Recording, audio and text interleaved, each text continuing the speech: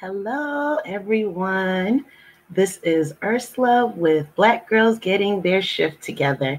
Once again, my name is Ursula, and I'm a podcaster here in Atlanta. I am a self-care advocate, self-care connoisseur, mental health awareness, mental health wellness advocate, everything under that umbrella. So just want to let everybody know that we have a few things coming up. I have a huge announcement coming up in a couple of weeks, so stay tuned. I also want to give a special shout out to my 413 family. I love you all. It's really good seeing all the kind comments from you all as well. And I want you all to check out my podcast. It's Black Girls Getting Their Shit Together, and it's on all streaming platforms. And if you want to see a visual of this face or the t-shirts, go on my YouTube channel as well. So today, also, most importantly, if you hear me, I want you to share right now. Please share this live or start a watch party, tag a friend, say hello. I need to see all my people out there as well. And also, if you all are watching this on a replay, make sure and type replay so I know who's there. So today we have a very beautiful guest from Chicago. Her name is Christian Proffit. She is a certified coach, and I'm going to bring her on right now. Hi. Hey, Christian. How are you?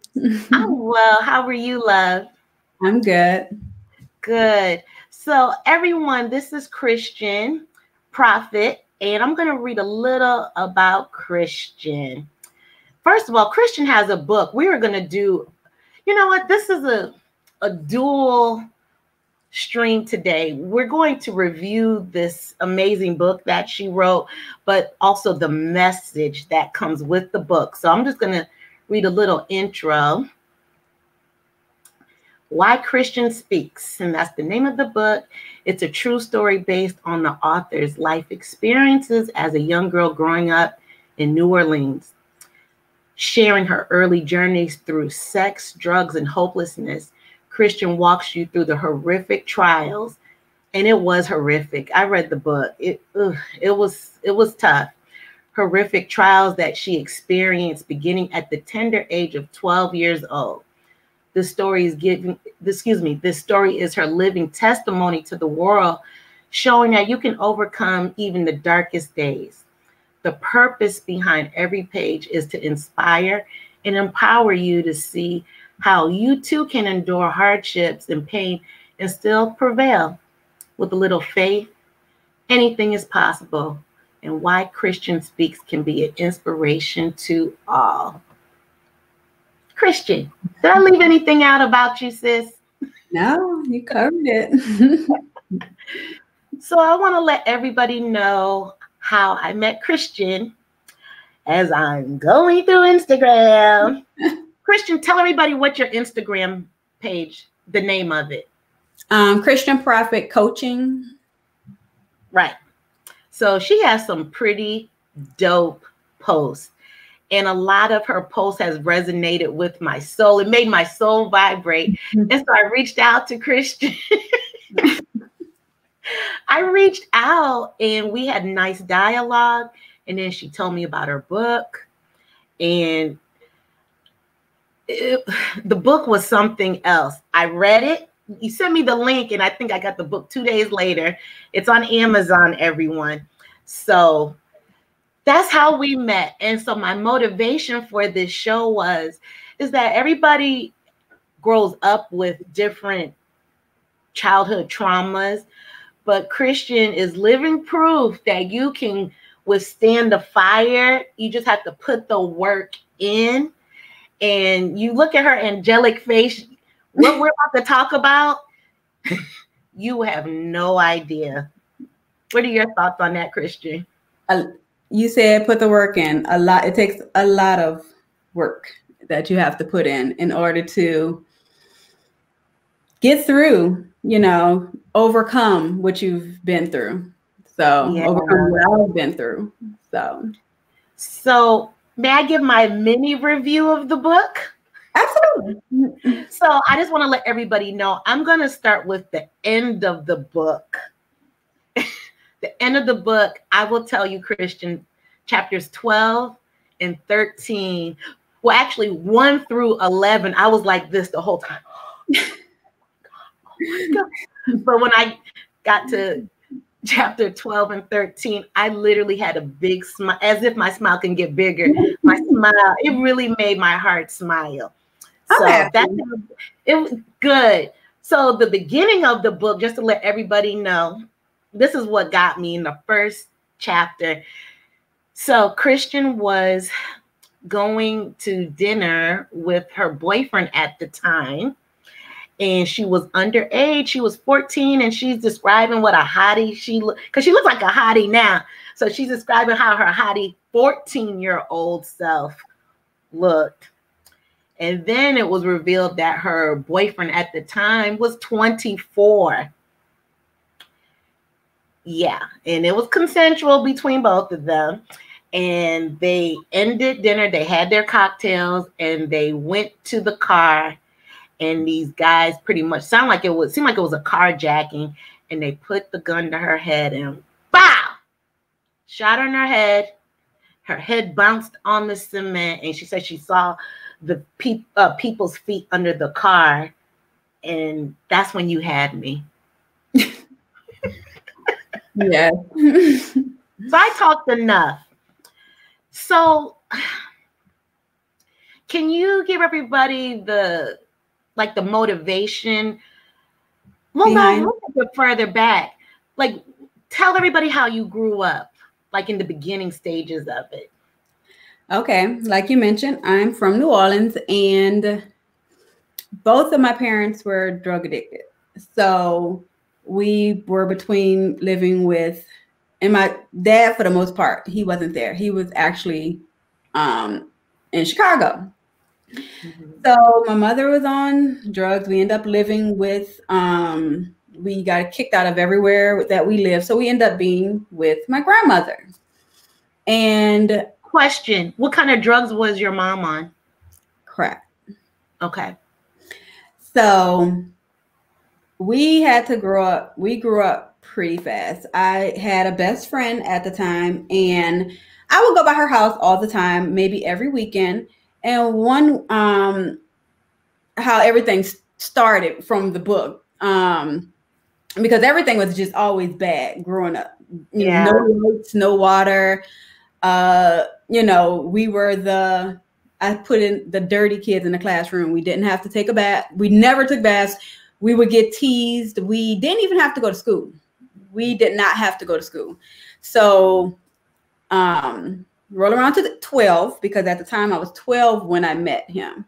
I was at a friend's house, and her boyfriend was there, and his nephew was there. And at the time he was 22. So one thing happened after another, and we end up together. We actually, from the moment we met, it was just, how can I say this? We hooked up the day we met. I'm 12 years old, not knowing any better. And it started off being this big court case. My mom called the police. Wait, when you say hooked up, meaning you all had sex? Sex, yes. I was 12. He was 22 at the time.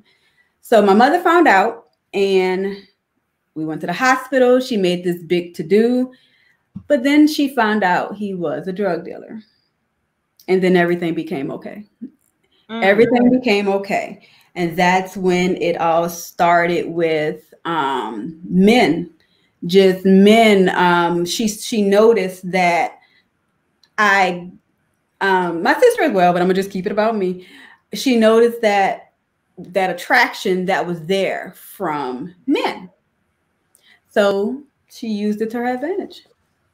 Wow. How did that make you feel as a 12-year-old? I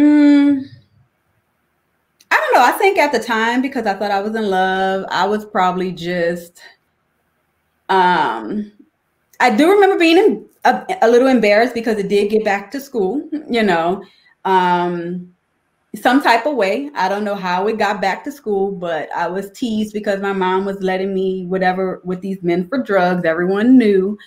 So, but that relationship started when I was 12 until I was about 18. So was your mom using crack before or with your older siblings? Because I remember you mentioned in a book that I guess it was your sister that was addicted to crack already. No. Was it you? No, none of my sister was not addicted to crack. My mother, when crack came around, my sister was a teenager. And my sister, I remember my sister telling me that she was watching the news and they were talking about this new thing, crack, and how it's taking over the world. And she said that she remembered looking at my mom and was like, because she noticed that something started being different with my mom. My mom was a model. My mom was beautiful. My mom was a nurse. And she started noticing that things were, you know, and she said, wait a minute, is she doing what they're talking about on TV? Because everything started to, you know, fall apart. But by the time I was born, my mother had 2 kids, waited 15 years and had 4 more. The last 4 of us were crack babies. All of us were crack babies. All of us were taken from her at birth and given to my grandmother. What does it feel? I don't know, feel like, or like, what is the experience of being a crack baby? Well, all I can say, when we were younger, my sister and I, we would have like a twitching problem, like we would rock, and so that's the only thing that I can say that I remember. I do know now, and I don't know if it's because of that. I have a very addictive personality, and it can be to anything. It can be to cake. It can be to, you know, and I'm the type that when I notice myself going overboard with something, it could be at midnight, and if I want something, we have to get up and go in the car and get it. So I don't know if that's just my personality or if it's from that. And so that's why I tell my siblings that we cannot, you know, dibble dabble in some things like everyone else, you know, because we're going to get addicted to it. You know, it's already in us. So, no. Can you tell everybody about the experience? This one got me in the book when you were over your friend's house and the uncle was there. Hi, Ashley, Samira. She said, wow. Oh, excuse me. Yeah. Your friend's uncle. You were in the bed. Yeah, that's what I was just saying. I was 12 years old and I was over my friend's house and her mother had a boyfriend. The boyfriend nephew was over. So we saw each other the same night he came. He asked me for my phone number. And that night I snuck out with him. How old was he? This is when I was 12 and he was 22. Damn. This is the same, you know. So, and I snuck out with him the same night. And that's the guy that I was saying that the police got involved because my mom found out. I think I was telling another friend about it over on the phone and she overheard. And so she made a big deal about it. We went to the hospital. We had the rape kit done. We had all of that. When she found out he was a drug dealer, it's like everything just stopped. And she welcomed the relationship. Wow. Did she encourage you to be with other men? Yeah. And I tell people all the time, the wise words, you know how your mom always give you wise words of advice? Yeah. The wise words that I remember from my mom is, if you're going to have sex, get paid for it. Those were the wise words from my mom. So anything that happened, any man, no matter how old they are, and don't forget, I was 12 years old when this all started. No matter the age, it didn't matter. So as long as she was able to get something from it. Wow. We have a comment here from Ashley Samira. She said that this is something similar that's happened to her as well.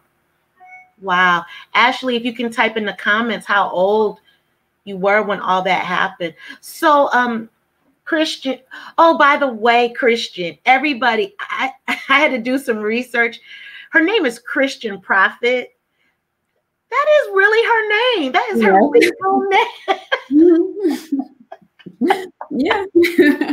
God already had a plan for you, Christian. Thank you. My mother was heavy into the Bible. All of our names are out of the Bible, all of ours. So, what are the names? Can you tell us? Jude, Mark. My sister name is Angel, but she got it off of Angel for Angel. So my middle names, everything was right out of the Bible.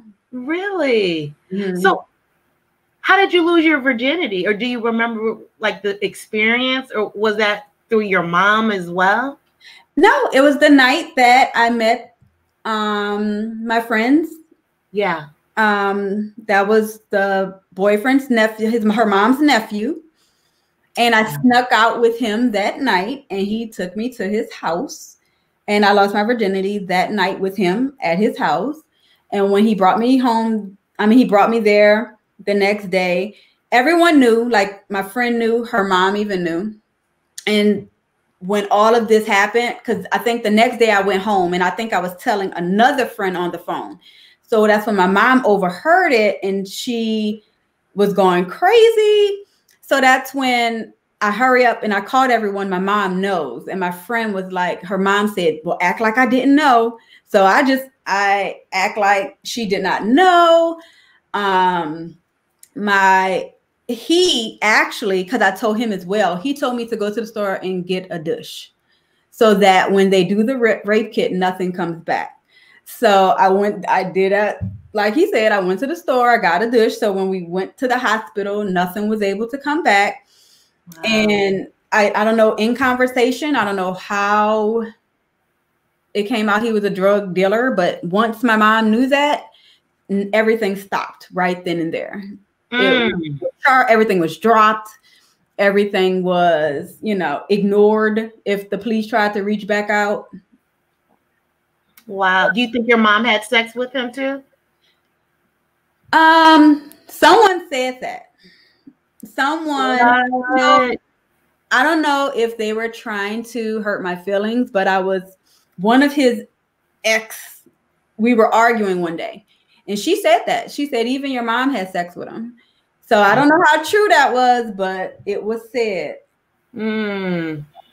Oh, Ashley did reply. She said that she was 15 and her boyfriend at the time sold drugs. And once her parents found this out, it was okay for him to spend the night over her house. Mm-hmm. He came over and knocked on the door one day and asked why he was there. And he said to say to your parents.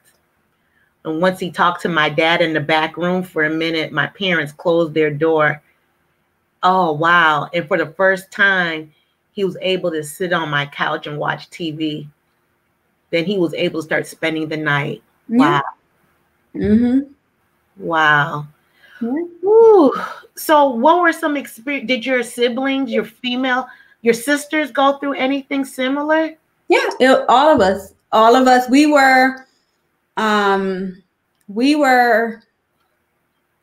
it's like everywhere we went, for some strange reason, I guess back then it wasn't as known, like men not supposed to be dealing with little girls, and it was because, but everywhere we went, we met just grown men, and they had no problem being with little girls. So now at this point, my mom told me if I'm going to be with them, get paid for it. So that was the model that I followed for a long time. Wow. It was always an agreement. Mm-hmm. What was your biggest toxic influence on you? I have to say it was that relationship, that specific relationship with the person I met when I was 12, because it lasted for years. Now, throughout those years, I was with other people as well. But that relationship, because my grandmother, when I was, I believe, 15, my grandmother, we lived in this big, beautiful home. She could no longer afford her home. So she had to sell it. So at this point, he became like my caregiver. He had to take care of me. Mm. I felt like I was in jail. He would literally record my phone calls. I was not able to leave out the house. I remember one specific time I was trying to leave. I just wrote about this on Instagram. It just flashed. I had a flashback the other day. Mm. I was trying to leave. So I went and I stayed with one of my girlfriends, and he did not know where she lived. So he showed up to my school. Mind you, I was about 14, 15 at this time. He showed up at my school, and we're fighting, literally fist fighting outside my school. And the principal of my school came in and he saw what was going on, and he did not do anything. He did not. I'm thinking, okay, at any minute the police is gonna come. Nothing happened. Nothing happened. And I was so just beat up and my hair everywhere. I just walked away from school and just walked home, because I'm like, wow, nobody's not going to call the police. I think he's body slamming me outside. We're literally fighting because I was trying to leave. Wow. So, real quick, Ashley, do you have your book with you? Can you hold it up? Ash, put it right in the, over some more. There you go. Ashley, right. Why is it? Right there is perfect. Ashley, take a screenshot of the book. Thank you, Christian. And Ashley, I'm definitely going to put the the title of the book in the show notes so you can see it. I encourage everybody to get this book. It was an easy read, but it was so interesting. I mean, I did a deep dive into it. I couldn't stop reading it. I was rooting for you when you and him got in the fight in the car. Yes. Please tell everybody. I was right there with you. You're welcome, Ashley. I was so, everything about me was being controlled at that time. And I remember I wanted to go and get my hair braided. And he thought I was going to have sex with another guy. So he's telling me and he had a friend in the back seat at this point. So I'm like, it was all planned. It was already planned for me to go get my hair done. And he was supposed to be picking me up from work and dropping me off. So you're not going anywhere. You're just going to have sex with someone. And I think I don't know what he did to me. I think he did one of those numbers. Oh, but I don't know what happened in me. But we started fighting in the car. I literally got on my feet and started kicking him in the face and his friend is insane. Don't fight this little girl. Mind you, these are two grown ass men. His friend is insane. Don't fight this little girl. He's swerving and his friend is busy trying to drive the car from the back seat as we're fighting. So not once did he say, don't do that. So, but he's driving the car. So as I'm kicking him too. And I'm like, at this point, I'm like, how dare you? I don't know. I was with you. The way you described that fight scene, I swear I felt like I was in the back seat watching it. I was rooting you on. And I'm so glad you fought back. You know what I meant to ask? Oh, go ahead. I'm sorry, babe. That relationship was very abusive. I've always been a fighter, no matter, I guess because I've at that point I was like 90 something pounds and I felt that people would pick on me because of my size. So I had to be a fighter. It's like I had no choice but to fight, Mm-hmm. Yeah. How did your mom get hooked on crack? Do you know if it was a specific person or just the streets? I think it was my dad, to be honest. I don't know if they started doing it together. Both of them were addicted. So let him tell it. She got him addicted, but let my siblings tell it, my older brother and my sister. My mom did not start doing drugs until she met my dad. How did they meet? We're all from New Orleans, and she came to Chicago to visit some friends, and they met here when she was in Chicago. So I always wanted to know, what was the relationship like between your mother and your grandmommy? Oh, it was a bad relationship because my mother was addicted to drugs. So that's another time where I always had to fight. I can remember one day she wanted some money from my grandmother, and my grandmother was telling her she didn't have it. And my grandmother was sitting at the kitchen table, and my mom took a pot of coffee and threw it on my grandmother, and then took her purse and ran. So after I grabbed towels to blot my grandmother off, it's just I saw red, and I just ran after my mom, and she was on the last two stairs. I just ran, and she had the purse, and the purse is in the air. I grabbed the purse and just kicked her and just ran back up to my grandmother and locked the door so that she couldn't get in, because she was going to do whatever she had to do to get that purse. Wow. So, and at this point, I was my grandmother's protector. Like, don't play with my grandmother, you know? Yeah. So did your grandmother know how promiscuous you were with men? No, she never knew. Oh, that's good, because you have so much respect for her in the book. I can tell. Mm-hmm. How did you? My grandmother knew I got a tattoo. When my grandmother would come around, it could be 90 degrees. I would have a turtleneck because I didn't even want her to see I had a tattoo. So she didn't. Can you tell everybody the experience? Well, no, I'll say that in a minute.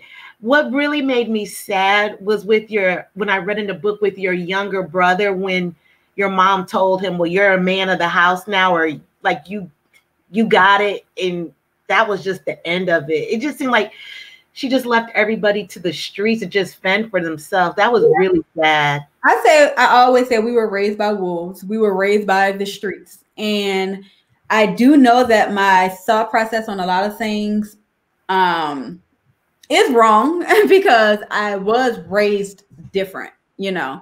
Right. We were raised, we had to figure it out. We, you know, from a young age, it was always figure it out. So we figured it out. So what's the status with your siblings right now? They're good. They're good. Everyone's all spread out. I have one here in Chicago. I have some in New Orleans, some in Texas.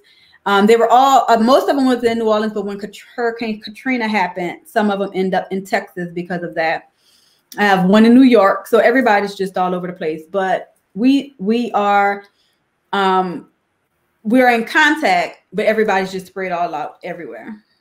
Did anybody else get any therapy, sought therapy like you did? No. Ah, wow. I was joking with my sister. And I asked her, did she ever get therapy? She said massage therapy. So no one has ever sought any type of therapy. Wow. I'm going to ask you about that as well in a minute. But can you explain to everybody about the scene when you found your mom in the bed? That was sad too. You mean after she passed? Yeah, when they called you. I was at work, on my way to work, and this man called my cell phone. I don't know how he got my number. He sounded drunk. And he said, is this Christian? And I'm like, yes, this is Christian. He said, baby, I'm sorry to tell you, but your mom passed. And I said, what? He said, your mom passed. And I said, okay, thank you. So at this point, she was living in a apartment complex, and I called the apartment building. And I said, I just got this weird call. I'm not sure if it's true, but my mother's name is Christian. I'm sorry. I'm Christian Proffit. My mother is Sandra. And I just got a phone call. And she said, yeah, baby, I'm sorry. Can you come here? And that's when I'm like, okay. So I thought that I was coming there to maybe sign some papers. Maybe, I don't know what I thought I was going there to do. Right. So when I got there, I was met with by the police, and it's like, yeah, you can come up here with me. I'm just following him. No one said anything about anything. How old were you? At this point, I was grown. My mom passed away 14 years ago. So she ended up here in Chicago. You know, she found her way here because we were here. So I'm going in. I'm just following the police. you're not thinking anything of it. Okay, if this really did happen, I don't know what I'm about to take care of here, but then I know we're going to have to go to the hospital or the morgue or wherever she is. So I'm just following the police, and we go into her apartment, and she's just laying there on the bed, dead. And she's already been there for some days because rigor mortis already started to, I don't know if you know, but when you pass away, some people have bowel movement on themselves, or they throw up, they start to defecate the thing, all of that. They did not touch her. They just left her there. And nobody warned me to what I was walking into. So at this point, I just was like, wow. And I think I asked the police, y'all couldn't have told me, warn me that this is what I was walking into. And that's when they was like, oh, I'm sorry, I thought you knew. That's what they said. So I just walked right back out, and I called, I don't even remember, but I know I had to call them to come pick up the body. I had to do that, to call them to come, the funeral home. Right then and there, I had to figure out, okay, what to do? I don't know what to do. So I just called a funeral home, and I asked them, what do I do at this point? Do she go to the hospital? And they said, no, we'll come pick her up. So within the hour, they came, they picked her up.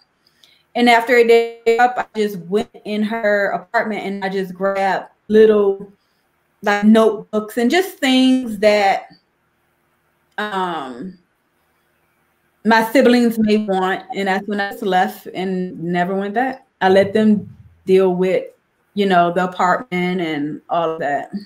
That is so sad. They should have warned you. Yeah. No type of warning at all. I think that was traumatizing. I had a dream about that for maybe a year after that. For an entire year, I kept dreaming of, that visual of her just being there. So how long was she there after she? Maybe 3 or 4 days. They don't know. That's what they're thinking, because rigor mortis already started to, in the state that she was in. She's my complexion, but she was gray, so they don't know.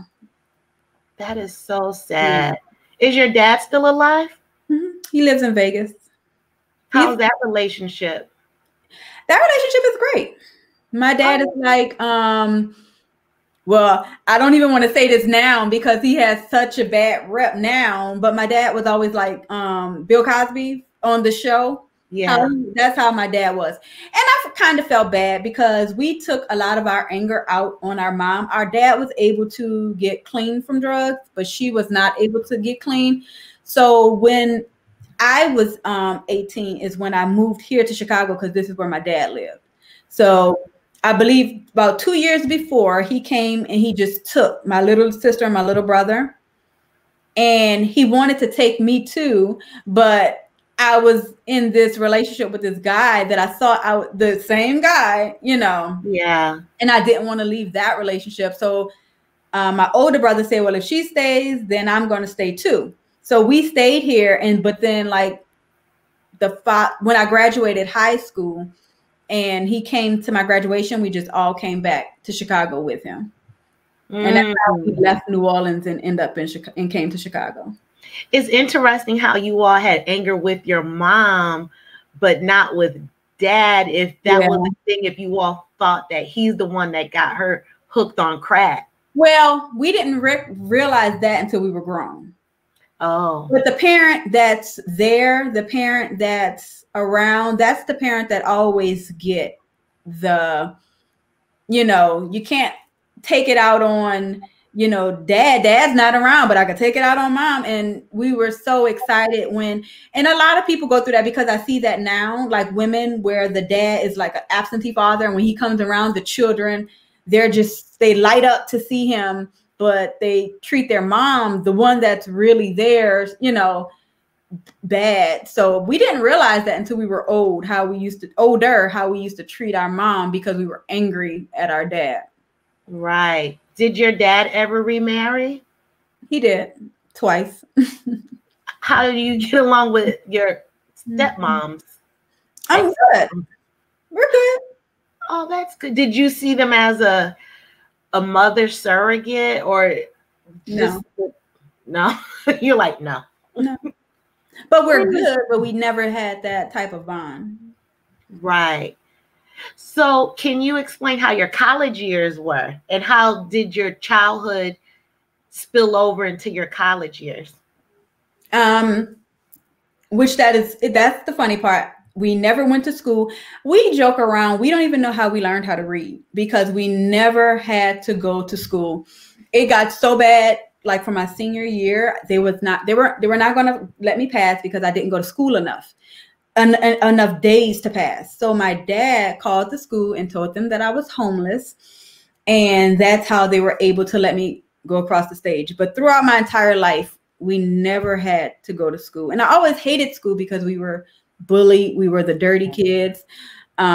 Everybody knew my mom was on drugs and my mom was having sex with everybody's dad for drugs. And they would bully me because of that. And my sisters and brothers, always a fight because of that.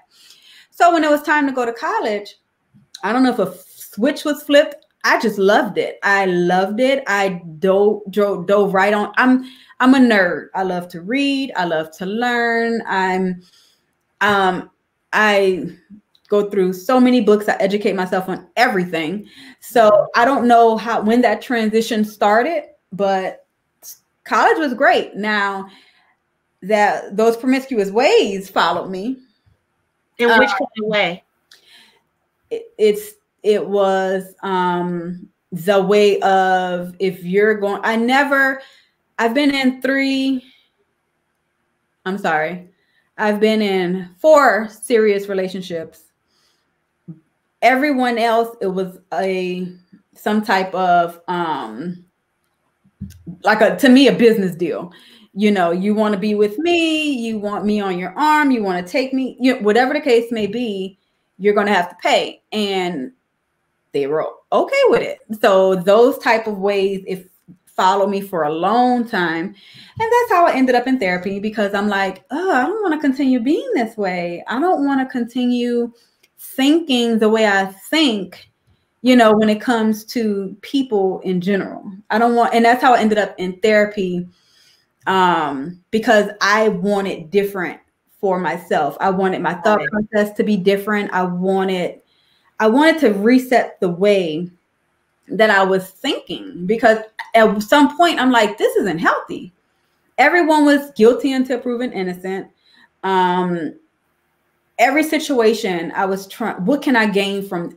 I went in with, what can I gain from this? Right. If I cannot gain anything from you, I do not want to be, So I went to therapy. I'm like, this isn't right for me to be thinking this way. And my therapist at the time told me, this is how you survived your whole life. So why change it now? Is what they told me. It makes sense. I'm not saying it's right, but it makes sense, because if that's all you know, that's all you know. I mean, it's truly like survival of the fittest. That was rough. Yeah, but to continue that way, yeah. Not, is not.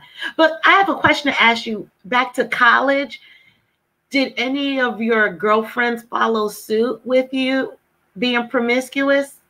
In college? Yeah, in college. No, but they did used to tease me because they all had jobs. I didn't have a job yet. They were coming to me to borrow money. They're like, Christian, how? And I want to go shopping, and I don't want my friends to be with me, and they can't buy anything, so I'm buying everybody's stuff. And they would ask, and then they would just come out and ask. And what did they ask? How do you get all this money? What did you tell them? I was truthful. Whatever guy gave it to me. I didn't hide it. It wasn't a secret. Right. I had a friend, Yeah. So it was nothing. It was just funny at that time that. Did you sleep with any of your professors? Mm-hmm. Oh, shoot. Yeah. At one point, we couldn't figure it out. My friends and I, we were failing. We couldn't figure it out. And so I made it. We passed the class. So. Well, I hope it was an A. Yeah, it was. Okay. I mean, you want to do it for an F. But yeah. I like that you talked about therapy. So just to let everybody know, once again, get her book. Paul put the link in the show, in the thread, which is great, because Christian goes into a lot more detail than what she's talking now. But what really, really inspired me about the book is that even though she had such a toxic, adverse childhood, it was bad, but she sought therapy. And as the book says, turning into a mess into a message, you put in the hard work. And that is so good. What was it that, I know you said that you wanted to try something different, but how did it feel going to therapy that first time? It felt, well, after the first time, you know, I thought I was just going to be cured. I was going to be fixed. They were going to help me change my way of thinking.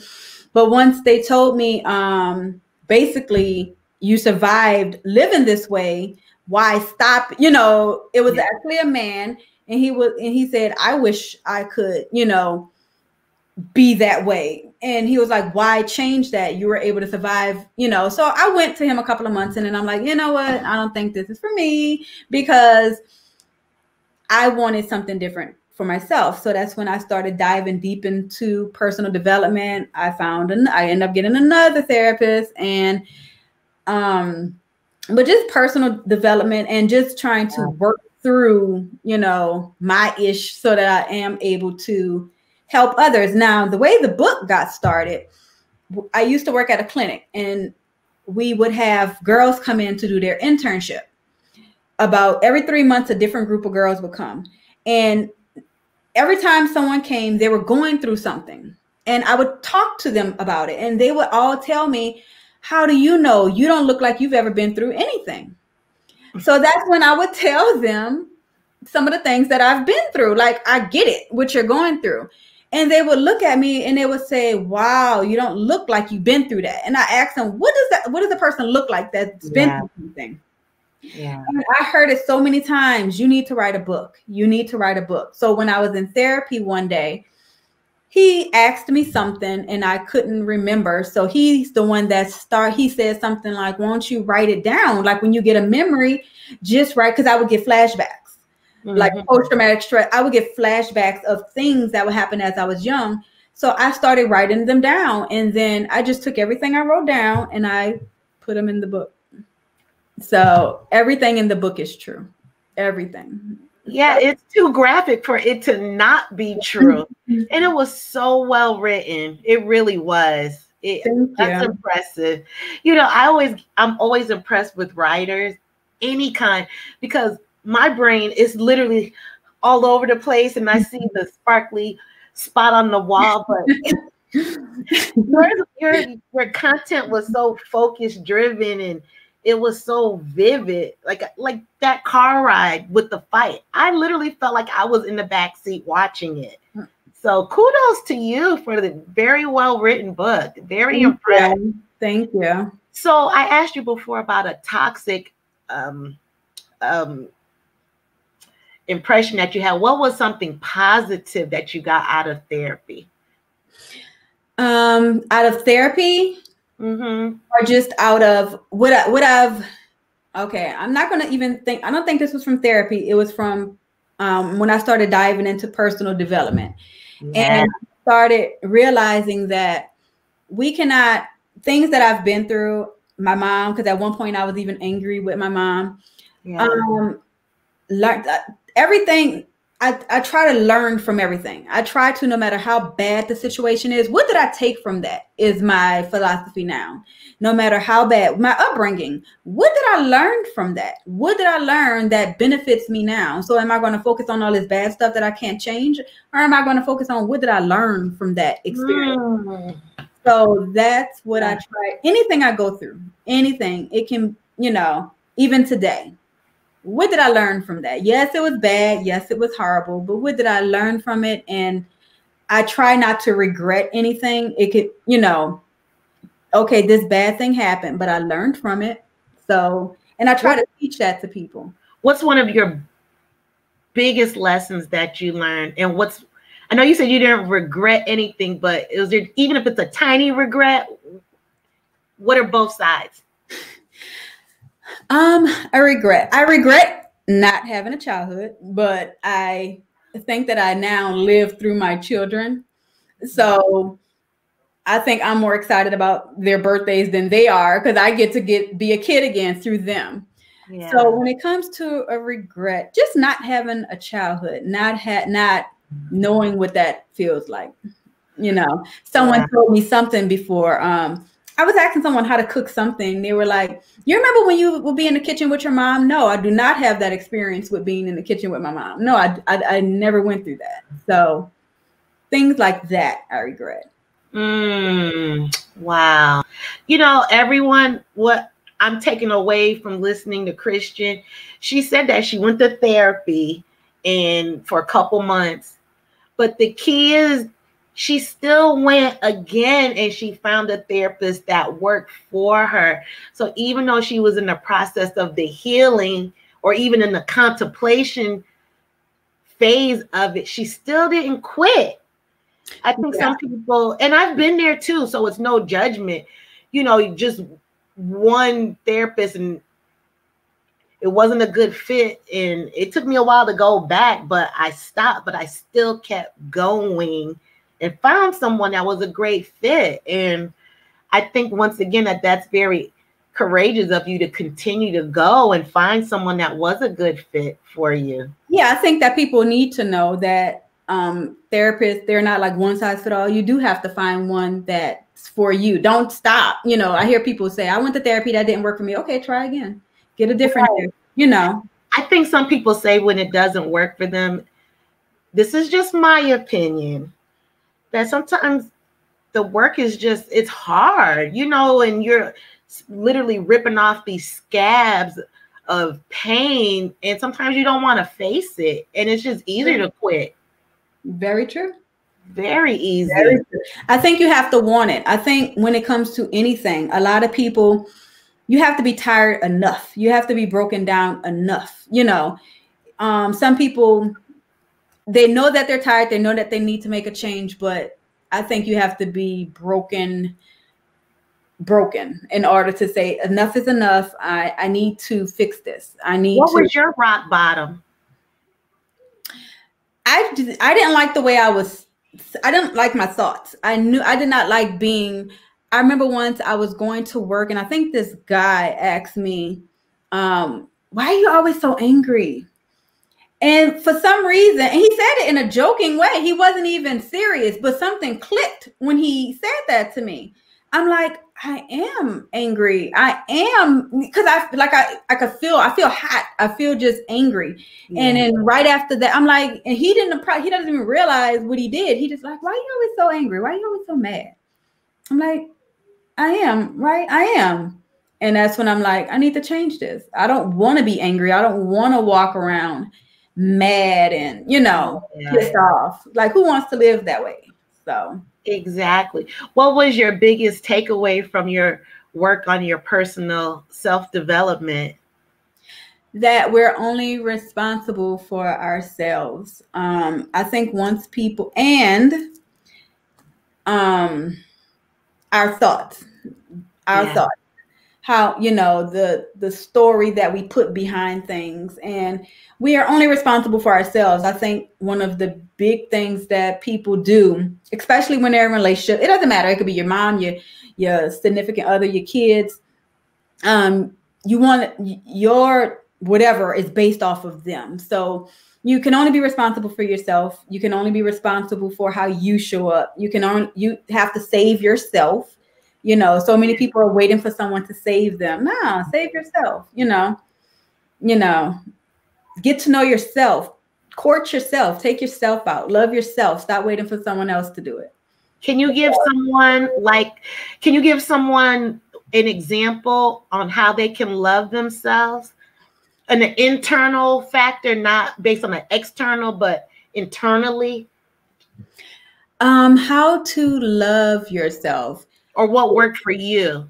What worked for me is, for one, accepting flaws and all. So many different things. That's the big thing. People look at themselves and, oh, I'm not smart enough. I wish I was this or that. Nah, love yourself for what you are, who you are, and those things. Accept what you can't change. I'm sorry. And if you have things that you want to change, once you're actively working on changing those things, it doesn't even have to be a change. But when you're in the motion of doing it, you feel so much better about yourself. And one of the examples I give, I wanted to lose weight. I was the biggest I've ever been in my life. And I just made the decision to change. I don't like how I'm looking. Let me change this now. Just from like the first time at the gym or the first time eating right, I just started feeling so much better about myself, because the only thing you have control over is yourself. Right. So once you start controlling what you can with yourself, and you're actually taking control and running with it, it feels good. You know, we can't control our job. We can't control our kids. We can't control our spouse. We can't control any of that, but we can control ourselves. So once we start taking control of ourselves and being intentional with ourselves, it's like things just click. You just feel so much better. Just the process, you know. I love that when you said being intentional with ourselves. Yeah. Every morning when I get up, I set an intention for myself every morning. Yeah. Because I used to wake up with the big old cuss words. I'm like, oh, I got to go to work. And, you know, you get it. You have to. And that's why when I was telling you about, I do believe heavy in affirmations. That's why I told you that I also wrote some affirmation books. And inside the books, it's prompts. And the prompts are to help you to be intentional with yourself. I love it. So, and that's huge. And sometimes, and I wrote it because I was telling this to a few people, and they would ask me, well, what do I say to myself? So that's when I said, I got you. and I started the journals to help people, just little prompts every day to be intentional with yourself. I love that, because I could see the joy in your face when you start talking about the book. Oh, speaking of the smile and joy on your face, because I definitely want to get back to your books. However, I want to talk and focus on chapter 12 and 13. So everyone, just to let you know, there's always a light and a shining light at the end and top of the rainbow. So before we entered this broadcast, her honey was helping set up. I don't even know if you realize this. When she was talking to him, literally her face just brightened up. You were smiling so cute. I love that. So tell everyone about Paul and how you met Paul, and who is he? I met Paul. Look at her smiling. Look at that smile. I love it. I met Paul actually on Facebook. Now, whenever we go somewhere, we come up with our story on how we met, so that we don't have to tell people we met on Facebook. But we did. I think I was doing homework, and I put a post or something up saying, this homework is hard. And he inboxed me, let me see the homework, you know, and I sent him the homework, and he helped me he helping me with my homework. Did you all have mutual friends, or how? We don't know. That's almost 10 years later. We still don't know who requested who. He even went so far back as to finding our messages from 10 years ago to try to prove I requested him. We don't know. So we don't know how we even became Facebook friends. So Yeah, 10 years later, here we are. I love it. I love it. So how is the relationship with you and Paul? Because I'm sure he knows your past, and I'm sure everyone has a past, but it's fine. I'm always upfront with everyone about, you know, my past and what I've been through. And he was there as I was writing the book, and no judgment there. Like I've never been the type, and I wouldn't even entertain the type of person to try to judge someone based off of something they've been through, you know, in their past. So nothing there comes up about my past. How was the communication with you all? It's good. You mean about my past or just in general? It's good. Because I figure if you all can talk about your past, I think anything could be better after that, you know? And everyone has a past. So. Yeah.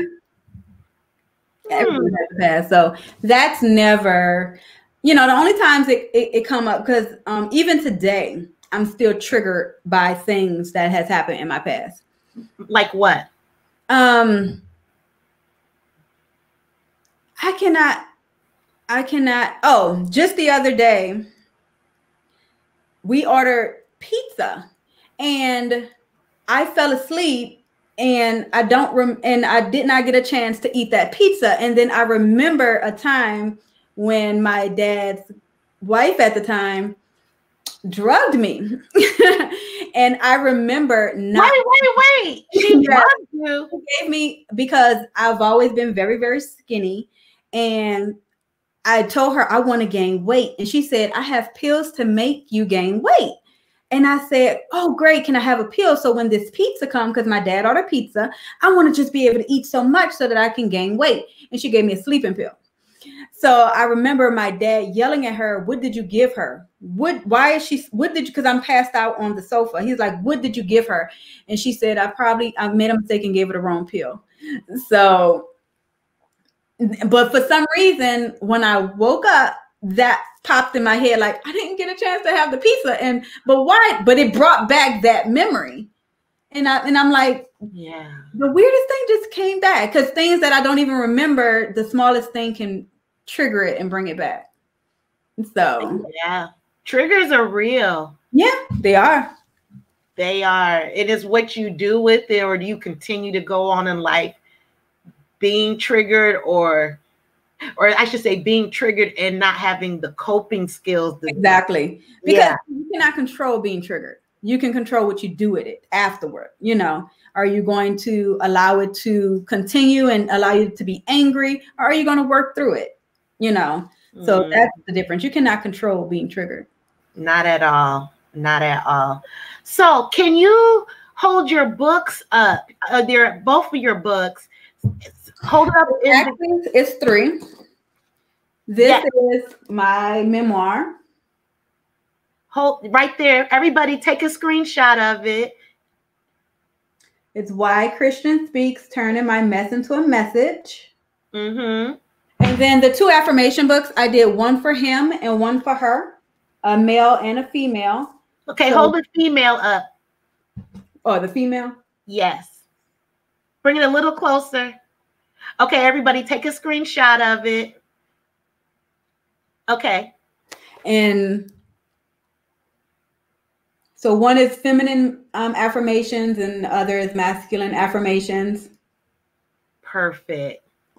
And it's a journal so that you can, it's prompts there, and you can, just to remind you of who you are, because I think a lot we forget who the hell we are.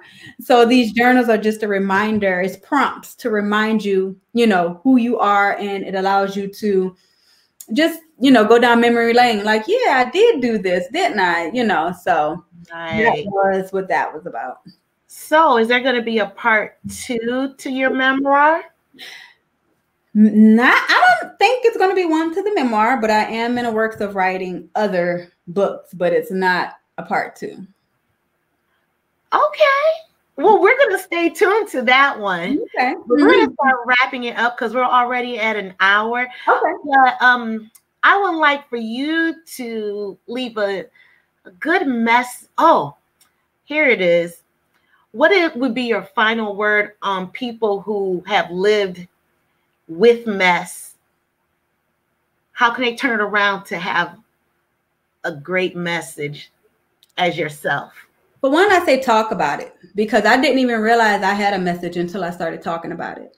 And still, you know, a lot of times people are embarrassed about what they've been through. Yeah. And I was once upon a time, but once you start talking about it and you can see how your mess can help someone, you know, if you're just, you know, it happened already, it happened in the past, no need to be embarrassed about it. You can't change it.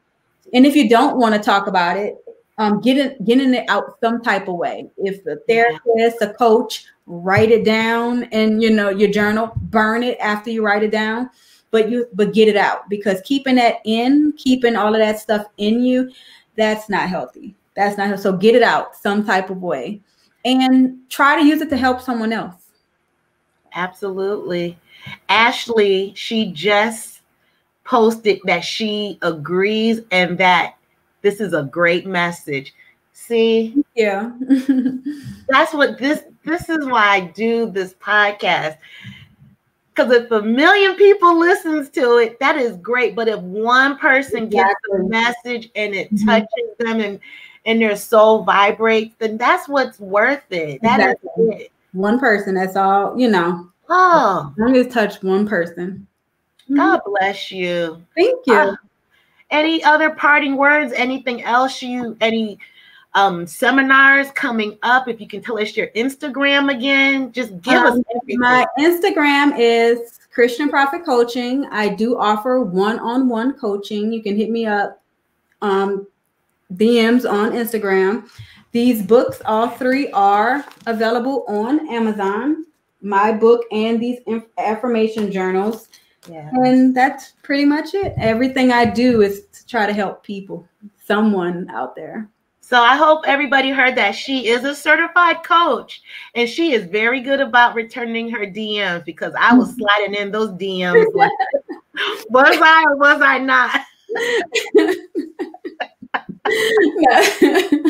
She's very good about it. But God bless you. I mean, I'm very glad when you said that you would come on. I felt very honored.